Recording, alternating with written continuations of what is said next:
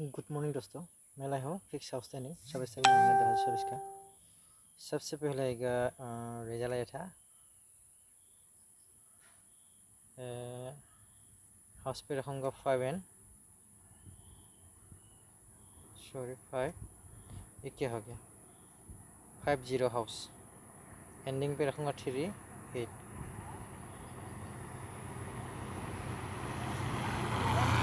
तो हिट पे होगा मेरे हिसाब से 57, 67, 63, 68, 72, 03, 08, 09, 02।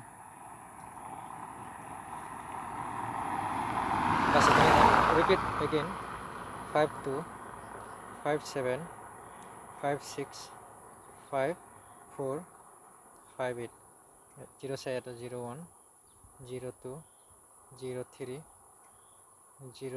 09, 07, 08। यही था हिट FR तक लगे सर, FR SR दोनों राउंड के कारण। तो इतनी था इसके लिए। Tata, bye bye.